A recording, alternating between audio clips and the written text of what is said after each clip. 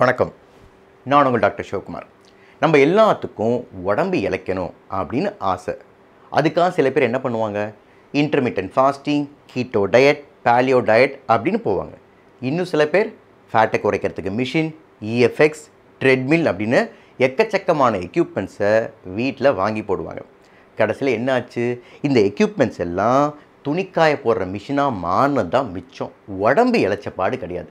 ஏன் ஒருவர் உடம்பு இளைக்கிறதுக்கு இவ்வளோ கஷ்டப்படுறாரு அப்படின்னு கேட்டிங்க அப்படின்னா, நம்மளை மாறுதாங்க நம்ம உடம்பும்.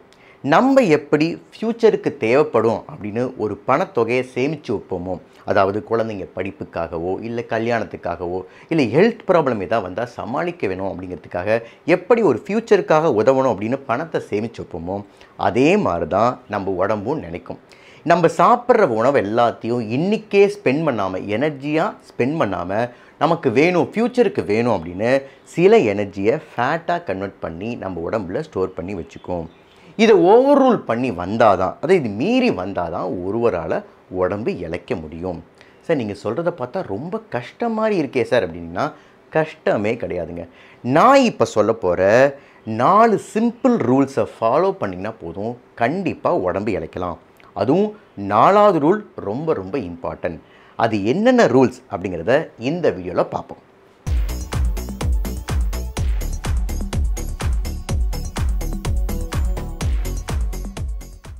4 சிம்பிள் ரூல்ஸ் என்னென்ன அப்படின்னு கேட்டிங்கன்னா, rule number 1, simple diet change. Sir இந்த டயட்டெல்லாம் இருந்து பார்த்துட்டேன் சார், ஒன்றும் யூஸ் ஆகலைன்னு ஒரே வார்த்தையில் முடிச்சிடாதீங்க. நான் சொல்ல போகிற பாயிண்ட்ஸ்லாம் கேளுங்க. பாயிண்ட் நம்பர் 1, அதாவது universal law for weight loss என்ன அப்படின்னா, கேலரிஸ் இன் கம்மியாக இருக்கணும், கேலரிஸ் அவுட் ஜாஸ்தியாக இருக்கணும். அதாவது ஒரு நாளைக்கு ஒருவருக்கு எவ்வளோ கேலரிஸ் தேவைப்படுது, 2000லேருந்து 2500 கேலரிஸ் தேவைப்படுது. இதுலேருந்து நம்ம உணவானது இதோட குறைவாக எடுத்துக்கிட்டோம் அப்படின்னோம்னா, ஒரு 500 கேலரிஸாக குறைவாக எடுத்துக்கிட்டோம் அப்படின்னோம்னா, நாளடைவில் நம்ம இளைச்சி தான் ஆகும், குண்டாக மாட்டோம். இதோட அதிகமாக எடுத்தால் தான் நம்ம குண்டாகும். கரெக்டு சார், ஒத்துக்கிறேன் சார். ஒரு நாளைக்கு 2000 கேலரிஸு, 2500 கேலரிஸு, அதில் 500 கம்மியாக எப்படி சார் கால்குலேட் பண்ணுறது, அது கஷ்டமே சார் அப்படின்னா, ஒன்றும் கிடையாதுங்க. நம்ம உணவை சூஸ் பண்ணுறதுல தான் இருக்குது. உதாரணத்துக்கு நமக்கு தேவைப்படுற மேக்ரோ நியூட்ரியன்ஸ் என்னென்ன, கார்போஹைட்ரேட், புரோட்டீன், ஃபேட். இப்போ இந்த கார்போஹைட்ரேட் அப்படின்னு எடுத்துக்கிட்டிங்க அப்படின்னா, காம்ப்ளெக்ஸ் கார்போஹைட்ரேட்டை நம்ம சூஸ் பண்ணணும். அதாவது ஒயிட் ரைஸ் இல்லாமல் ப்ரௌன் ரைஸ் எடுக்கணும், மைதா இல்லாமல் சிறுதானிய மாவுகள் எடுத்துக்கணும், காய்கறிகள் நிறையா எடுத்துக்கணும், குறிப்பாக கீரை வகைகள் நிறையா எடுத்துக்கங்க. ஏன் அப்படின்னா, கீரையில் அவ்வளோ ஃபைபர் இருக்குது. கீரை கட் பாக்டீரியாவுக்கு ரொம்ப ரொம்ப நல்லது. அது மட்டும் இல்லாமல் கீரையில் மினரல்ஸ் அண்ட் விட்டமின்ஸும் இருக்குது. கீரையை கொஞ்சம் எடுத்துட்டாவே வயிறும் ஃபுல்லாகிடும். அதனால் கீரை வகைகள் ஜாஸ்தியாக எடுத்துக்கங்க. பழங்களும் ஜாஸ்தியாக எடுத்துக்கங்க. அதாவது WHO, அதாவது வேர்ல்டு ஹெல்த் ஆர்கனைசேஷன் என்ன சொல்லுது அப்படின்னா, ஒரு நாளைக்கு ஒரு நபர் காய்கறிகளையும் கனிகளையும் குறைந்தபட்சம் 400 கிராமாவது எடுத்தாகணும் அப்படின்னு சொல்லுது. அதாவது குறைந்தபட்சம் அரை கிலோவாவது எடுத்தாகணும் அப்படின்னு சொல்லுது குத்து மதிப்பாக. இதோட ஜாஸ்தியாக எடுத்தால் நமக்கு நல்லது. அதனால் கார்போஹைட்ரேட் உணவை எடுத்துக்கும் போது காம்ப்ளெக்ஸ் கார்போஹைட்ரேட்டாக எடுத்துக்கங்க. அது மட்டும் இல்லாமல் காய்கறிகளையும் பழங்களையும் நிறையா சேர்த்துக்குங்க. அடுத்து புரோட்டீன். ஒருவர் உடம்பு இளைக்கணும் அப்படின்னம்னா அவரோட டயட்டில் புரோட்டீன் ரொம்ப ஜாஸ்தியாக இருக்கணும். ஏன் அப்படின்னா 2 காரணத்துக்காக. ஒன்று, புரோட்டீன் உணவுக்கு செட்டைட்டி இண்டெக்ஸ் ஜாஸ்தி. அதாவது செட்டைட்டி இண்டெக்ஸ் அப்படிங்கிறது கொஞ்சம் உணவு எடுத்தாவே நமக்கு ஒரு வயிறு ஃபுல்லான ஒரு ஃபீல் கொடுக்கும். அதாவது புரோட்டீன் உணவுக்கு செட்டைட்டி இண்டெக்ஸ் ஜாஸ்தி. அடுத்த காரணம், தேர்மிக் எஃபெக்ட் ஆஃப் புரோட்டீன் உணவுக்கு ஜாஸ்தி. அது என்ன தேர்மிக் எஃபெக்ட் அப்படின்னு கேட்டிங்க அப்படின்னா, ஒரு உணவை எடுத்துக்கிறது மூலமாக அந்த உணவோட கேலரிஸ் பாதி கொஞ்சம் நம்ம உடம்பே செலவழிச்சிரும். அதை மெட்டபாலைஸ் பண்ணுறதுக்கும் டைஜஸ்ட் பண்ணுறதுக்கும் அது கொஞ்சம் செலவழிச்சிரும். அது மாதிரி பார்க்கும்போது புரோட்டீன் உணவுக்கு கிட்டத்தட்ட 20லேருந்து 30% இது மாதிரி டைஜஷனுக்கே ஸ்பெண்ட் ஆகிடுது. மீதி இருக்கிறத நமக்கு உடம்புக்கு கிடைக்குது. இது 2 காரணத்துக்காக புரோட்டீன் உணவை கண்டிப்பாக ஜாஸ்தியாக எடுத்துக்கணும். புரோட்டீன் உணவுகள் என்னென்ன அப்படின்னு பார்த்துட்டிங்க அப்படின்னா, சோயா வெரைட்டிஸ், பயிர் வகைகள், பருப்பு வகைகள், விதை வகைகள், நான்வெஜ் அப்படின்னு பார்த்துட்டிங்கன்னா சிக்கன், எக் இது எல்லாத்துலேயுமே ப்ரோட்டீன் ஜாஸ்தியாக இருக்குது. அடுத்து ஃபேட், அது கொழுப்புச்சத்து. கொழுப்புச்சத்து அப்படின்னு பார்க்கும்போது அன்சாச்சுரேட்டட் ஃபேட் அதிகமாக இருக்கணும், சேச்சுரேட்டட் ஃபேட் அளவோடு தான் இருக்கணும், ட்ரான்ஸ் ஃபேட் இருக்கவே கூடாது. அன்சாச்சுரேட்டட் ஃபேட் என்னென்ன சார் அப்படின்னு கேட்டிங்க அப்படின்னா, நான் வெஜிடேரியன் அப்படின்னா ஃபிஷ்ஷில் ஜாஸ்தியாக இருக்குது, அதாவது மீன் வகைகளில் அன்சாச்சுரேட்டட் ஃபேட்டி ஆசிட் ஜாஸ்தியாக இருக்குங்க. வெஜிடேரியன் அப்படின்னு பார்த்துட்டிங்கன்னா நட்ஸ் வகைகளில் ஜாஸ்தியாக இருக்குது. ஸோ எப்போதுமே அன்சாச்சுரேட்டட் ஃபேட்டி ஆசிட் ஜாஸ்தியாக இருக்கிற மாதிரி பார்த்துக்குங்க. Point number 2, mindful eating. அது என்ன சார் மைண்ட்ஃபுல் ஈட்டிங் அப்படின்னா, சாப்பிட்றதுக்கு முன்னாடியே எவ்வளவு சாப்பிட போகிறோம், எப்படி சாப்பிட போகிறோம் அப்படின்னு தீர்மானிச்சுட்டு சாப்பிட ஆரம்பிக்கிறது தான் மைண்ட்ஃபுல் ஈட்டிங். உதாரணத்துக்கு பார்த்துட்டிங்க அப்படின்னா, ஹோட்டலில் பார்த்திங்கன்னா அளவு சாப்பாடு அப்படின்னு கொடுப்பாங்க, அவ்வளோதான் சாப்பாடு.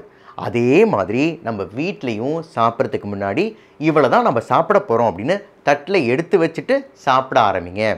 சாப்பிடும்போது மெதுவாக மென்று தின்னு சாப்பிடுங்க, வேகமாக சாப்பிடாதீங்க. வேகமாக சாப்பிட்டா அதிகமாக தான் சாப்பிடுவீங்க. அதுவும் 80% மட்டுமே, அதாவது உங்கள் வயிறு நிரம்ப 80% மட்டுமே சாப்பிடுங்க. வயிறு முட்டை சாப்பிடவே சாப்பிடாதீங்க. ஒரு சாப்பாட்டுக்கும் இன்னொரு சாப்பாட்டுக்கும் இடைவெளி ஜாஸ்தியாக இருக்கிற மாதிரி பார்த்துக்குங்க. காலை சாப்பாடு, மத்தியான சாப்பாடு, நைட்டு சாப்பாடு, நடுவில் ஸ்நாக்ஸ் அப்படின்னு அடுத்தடுத்து சாப்பிட்டுக்கிட்டே இல்லாமல் ஒரு சாப்பாட்டுக்கும் இன்னொரு சாப்பாட்டுக்கும் இடைவெளி ஜாஸ்தியாக இருக்கிற பார்த்துட்டிங்க அப்படின்னா நம்ம உடம்புல இன்சுலின் கம்மியாக தான், இல்லை உருவாகவே உருவாகாது. இன்சுலின் உருவாகலை அப்படின்னா உடம்பு இளைக்கிறது ரொம்ப ஈஸியாக போயிடும். Point number 3, take plenty of water. தண்ணி நிறையா குடிக்கிறது மூலமாக நம்ம ஹைட்ரேட்டடாக இருப்போம், அது ஒரு யூஸ். இன்னொரு பெரிய யூஸ் என்ன அப்படின்னா, நம்ம மெட்டபாலிசத்தை அதிகப்படுத்தும்.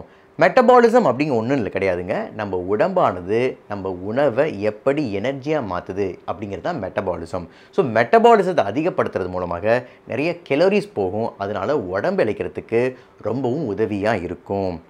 இது எல்லாமே நான் சொன்ன 3 பாயிண்ட்டுமே டயட் சேஞ்சஸில் கொண்டு வந்திருக்கேன், அதாவது ரூல் நம்பர் 1ல் கொண்டு வந்திருக்கேன். ஏன் அப்படின்னா டயட் அப்படிங்கிறது தான் ப்ரைமரி. ஒருத்தர் உடம்பு இளைக்கணும் அப்படின்னா டயட் தான் ப்ரைமரி. கிட்டத்தட்ட 70-80% இந்த டயட் சேஞ்சஸை பண்ணாவே போதும், நம்ம உடம்பு இளைக்க ஆரம்பிச்சிருவோம். ரூல் நம்பர் 2, எக்ஸசைஸ், உடற்பயிற்சி. எக்ஸசைஸ் அப்படிங்கிறது நம்ம உடம்பு இளைக்கிறதுக்கு 20-30% ரொம்ப உதவியாக இருக்குது. நமக்கே தெரியும் உடற்பயிற்சி அப்படிங்கிறது 2 விதம், ஒன்று கார்டியோ, மற்றொன்று வெயிட் ட்ரைனிங். இந்த கார்டியோ அப்படிங்கிறது மெதுவாக நடக்கிறதுலேருந்து ஃபாஸ்ட்டாக இல்லை ரன்னிங், ஜாகிங் எல்லாமே இந்த கார்டியோவில் தான் வரும். சார் இந்த உடற்பயிற்சிலாம் இது வரையும் பண்ணதே இல்லை சார் அப்படின்னா இன்னிலேருந்து ஸ்டார்ட் பண்ணுங்கள். ஒரு 10 நிமிஷம், 15-20 நிமிஷம் மெதுவாக ஸ்டார்ட் பண்ணுங்கள். யாரை பற்றியும் கவலைப்படாதீங்க. மெதுவாக ஆரம்பித்து கொஞ்சம் ஃபாஸ்ட்டாக ஸ்டார்ட் பண்ணுங்கள். அப்புறம் நிறையா நேரம் நடக்க ஆரம்பிங்க. இது மாதிரி நடக்க ஆரம்பிக்க உங்கள் மூளையில் இருக்க ரிவார்ட் சென்டர் தூண்டப்படும். அதனால் அதுவே ஒரு அடிக்ஷனாக மாறும்.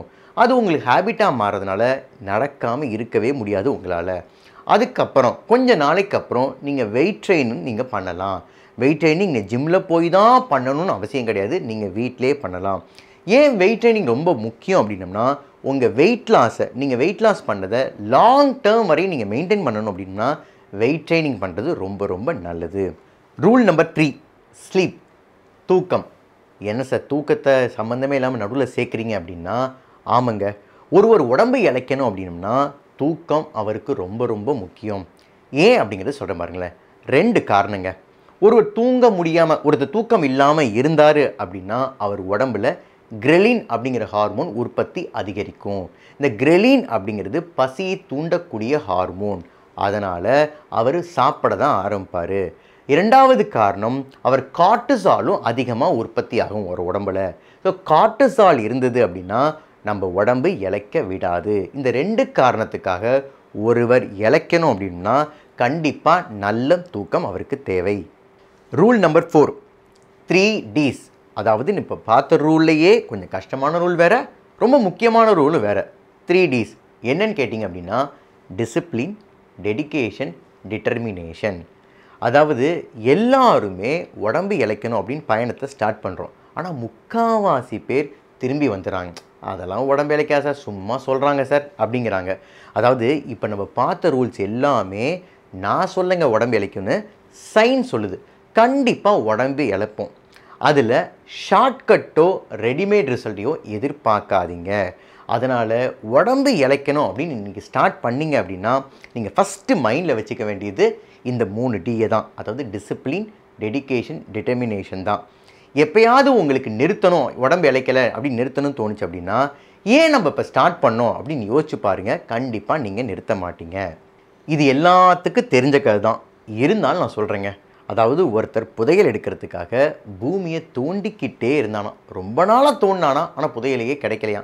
போடா, புதையல் நமக்கு கிடைக்கவே கிடைக்காது அப்படின்னு சொல்லிட்டு கைவிட்ட பிறகு தான் தெரியுது அந்த புதையலானது பூமி கீழே 1 அடி கீழே இருந்திருக்குது. இன்னும் கொஞ்சம் தோண்டியிருந்தானா அப்படின்னா புதையல் அவனுக்கு சொந்தம். அதே மாதிரி தாங்க உடம்பு இளைக்கிறதும். இவ்வளோ நாள் நம்ம ட்ரை பண்ணிட்டோம், இன்னும் கொஞ்ச நாள் ட்ரை பண்ணால் கண்டிப்பாக உடம்பு இளைக்கணும் அப்படின்னு ஒரு டிட்டர்மினேஷனோடு இருந்தோம் அப்படின்னா உடம்பு இழப்போம். எல்லாரும் உடம்பு இளைக்கிறதுக்கு ரொம்ப முக்கியமாக தேவைப்படுறது டயட் ஆர் எக்ஸசைஸ் அப்படி மாற்றி மாற்றி சொல்லுவாங்க. ஆனால் என்னை பொறுத்தவரையும் முக்கியமாக தேவைப்படுறது டிசிப்ளின்ங்க. டிசிப்ளின் இருந்தால் கண்டிப்பாக எல்லாரும் உடம்பு இளைப்போம். இந்த வீடியோ உங்களுக்கு பிடிச்சிருந்துச்சுன்னா லைக் பண்ணுங்கள், ஷேர் பண்ணுங்கள், சப்ஸ்கிரைப் பண்ணுங்கள். நன்றி, வணக்கம்.